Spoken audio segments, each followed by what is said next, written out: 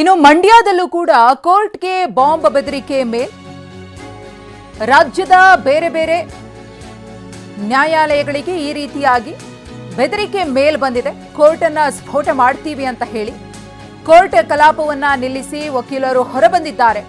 ಮಂಡ್ಯ ಜಿಲ್ಲಾ ನ್ಯಾಯಾಧೀಶರ ಮೇಲ್ಗೂ ಕೂಡ ಇದೇ ರೀತಿ ಮೇಲ್ ಬಂದಿದೆ. ಪೊಲೀಸ್ ಮತ್ತು ಅಗ್ನಿಶಾಮಕ ದಳದ ಸಿಬ್ಬಂದಿಯಿಂದ ಪರಿಶೀಲನೆ ಕಾರ್ಯ ಕೂಡ ನಡೆದಿದೆ. ನಮ್ಮ ಪ್ರತಿನಿಧಿ ದಿಲೀಪ್ ಮಂಡ್ಯ ಜಿಲ್ಲಾ ಕೋರ್ಟ್ ಆವರಣದಿಂದ ಇದೀಗ ನಮ್ಮ ಜೊತೆಗೆ ನೇರ ಸಂಪರ್ಕದಲ್ಲಿದ್ದಾರೆ. ಪ್ರದೀಪ್, ಈ ಹಿಂದೆಯೂ ಕೂಡ ಸಾಕಷ್ಟು ಬಾರಿ ಈ ರೀತಿ ಮೇಲ್ಗಳು ಬಂದಾಗ ಅದೆಲ್ಲವೂ ಕೂಡ ಹುಸಿ ಅನ್ನೋದು ಗೊತ್ತಾಗ್ತಾ ಇತ್ತು. ಆದರೆ ಪದೇ ಪದೇ ಈ ರೀತಿ ಮೇಲ್ಗಳು ಬಂದಾಗ ಅದನ್ನ ಹುಸಿ ಅಂತ ಹೋದ್ರೆ ಮುಂದೊಂದು ದಿನ ಅನಾಹುತ ಆದ್ರೆ ಹೇಗೆ ಅನ್ನೋ ಆತಂಕವೂ ಕೂಡ ದೊಡ್ಡ ಮಟ್ಟದಲ್ಲಿ ಇದೆ. ಸದ್ಯಕ್ಕೆ ಅಲ್ಲಿ ಏನಾಗ್ತಿದೆ ಅಂತ ಪ್ರದೀಪ್ ಏನ್ ಹೇಳ್ತಾರೆ ಬೆಳವಣಿಗೆಯ ಬಗ್ಗೆ? ಖಂಡಿತವಾಗ್ಲೂ ಮಧುಶ್ರೀ, ಏನು ಇವತ್ತು ಬೆಳಗ್ಗೆ 11 ಗಂಟೆ ಸಂದರ್ಭದಲ್ಲಿ ಮೇಲ್ ಬಂದಿದೆ ಅನ್ನುವಂಥದ್ದು ವಿಚಾರ ಗೊತ್ತಾಗ್ತಾ ಇದೆ. ಎಲ್ಲರೂ ಕೂಡ ಕೋರ್ಟ್ ಕಲಾಪ ನಡೆಸ್ತಾ ಇದ್ರು. ಕೋರ್ಟ್ ಕಲಾಪದಲ್ಲಿ ಭಾಗಿಯಾದಂಥ ನ್ಯಾಯಾಧೀಶರಿದ್ರು. ನ್ಯಾಯಾಧೀಶರಿಗೆ ಈ ಒಂದು ವಿಚಾರವನ್ನು ತಂದು ತೋರಿಸ್ತಾರೆ. ತದನಂತರ ಅವರೆಲ್ಲರಿಗೂ ಕೂಡ ಅಲರ್ಟ್ ಮಾಡಿ ಎಲ್ಲರನ್ನೂ ಕೂಡ ಕೋರ್ಟಿಂದ ಆಚೆಗೆ ಕಳಿಸುವಂಥ ಕೆಲಸವನ್ನು ಮಾಡ್ತಾ ಇರುವಂಥದ್ದು. ಈಗ ದೃಶ್ಯದಲ್ಲಿ ತೋರಿಸ್ತಾ ಹೋಗ್ತಾನೆ.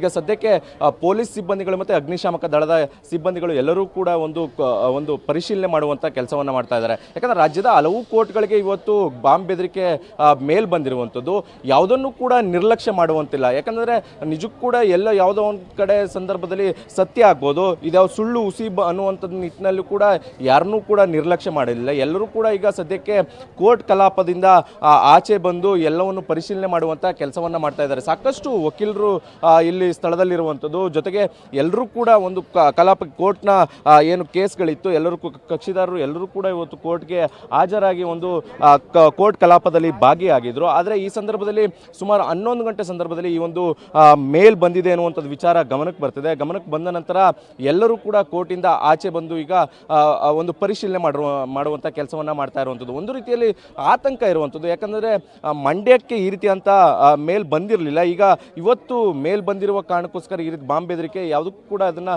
ಸುಳ್ಳು ಅಂತಲೂ ಕೂಡ ಹೇಳಲಿಕ್ಕೆ ಸಾಧ್ಯ ಇಲ್ಲ.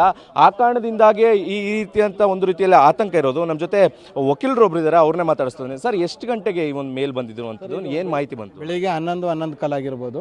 ನಾವು ಎಲ್ಲ ನ್ಯಾಯಾಲಯದಲ್ಲಿ ನಮ್ಮ ಕಲಾಪದಲ್ಲಿ ನಾವು ಇದ್ದಂಥ ಸಂದರ್ಭದಲ್ಲಿ ಇದ್ದಕ್ಕಿದ್ದಂತೆ ಮೇಲ್ ಬಂದು ಎಲ್ಲ ನ್ಯಾಯಾಧೀಶರುಗಳ ಮಾಹಿತಿ ಬಂತು.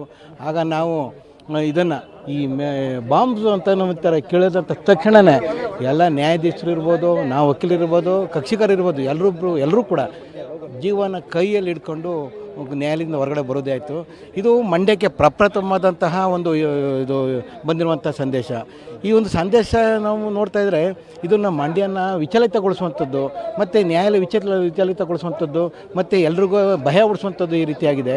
ನಮ್ಮ ಮಂಡ್ಯದಲ್ಲಿ ಶಾಂತಿಯುತವಾಗಿದ್ದಂಥ ಸಂದರ್ಭದಲ್ಲಿ ಇಂತಹ ಒಂದು ಸನ್ನಿವೇಶ ಮತ್ತು ಸಂದೇಶ ಬರ್ತವೆ ಅಂತಂದರೆ ಪ್ರತಿಯೊಬ್ಬರು ಈಗ ನ್ಯಾಯಾಲಯಕ್ಕೆ ಬರಬೇಕು ಅಂತಾರೆ, ಜೀವನ ಕೈಲಿಡ್ಕೊ ಬರುವಂಥ ಸಂದೇಶ ಈ ಥರ ಪರಿಸ್ಥಿತಿ ಉಂಟಾಗಿದೆ. ಆತಂಕ ಸೃಷ್ಟಿಯಾಗಿದೆ. ಈಗ ಆಲ್ರೆಡಿ ಈಗ ನಾವು ಈಗ ಇರುವಂಥದ್ದು ನಾವು ಜೀವನ ಕೈಲಿಡ್ಕೊಂಡು ನಿಂತಿರುವಂಥದ್ದು.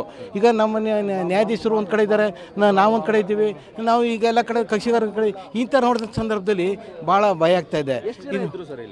ಈಗ ಅಂದಾಜು ಈಗ ಇವತ್ತೆಲ್ಲ ಒಂದು 1000, 1,500, 2,000 ಮೇಲೆ ಇರ್ಬೋದು. ಸೋಮವಾರ ಆದ್ದರಿಂದ ಇವತ್ತು ಕೇಸ್ಗಳು ಜಾಸ್ತಿ ಇರೋದ್ರಿಂದ ನಮಗೆ ಸಾಕ್ಷಿದಾರರು, ಕಕ್ಷಿಗಾರರು ಮತ್ತು ಇಲ್ಲಿ ವಕೀಲರು ಎಲ್ಲರೂ ಕೂಡ ಇವತ್ತು ಹಾಜರಾಗಿರೋದ್ರಿಂದ 1,500-2,000 ಇರ್ಬೋದು ಸರ್. ಅದೇ ರೀತಿ ಮತ್ತೊಂದು ದೃಶ್ಯವನ್ನು ತೋರಿಸ್ತಾ ಹೋಗ್ತಾನೆ. ಈಗ ಶ್ವಾನದಳದಿಂದ ಕೂಡ ಪರಿಶೀಲನೆ ಮಾಡುವಂಥ ಕೆಲಸವನ್ನು ಕೂಡ ಮಾಡ್ತಾ ಇರುವಂಥದ್ದು. ಕೋರ್ಟ್ ಆವರಣಕ್ಕೆ ಶ್ವಾನದಳಗಳು ಕೂಡ ಆಗಮಿಸಿ ಬಾಂಬ್ ನಿಷ್ಕ್ರಿಯ ದಳ ಎಲ್ಲರೂ ಕೂಡ ಒಂದು ಪರಿಶೀಲನೆ ಮಾಡುವಂಥ ಕೆಲಸವನ್ನು ಮಾಡ್ತಾ ಇರುವಂಥದ್ದು. ಒಟ್ಟಾರೆಯಾಗಿ ನಿಜಕ್ಕೂ ಕೂಡ ಒಂದು ರೀತಿಯಲ್ಲಿ ಆತಂಕ ಇರುವಂಥದ್ದು. ಮಧುಶ್ರೀ, ಧನ್ಯವಾದ ದಿಲೀಪ್ ತಮ್ಮ ಮಾಹಿತಿಗಾಗಿ.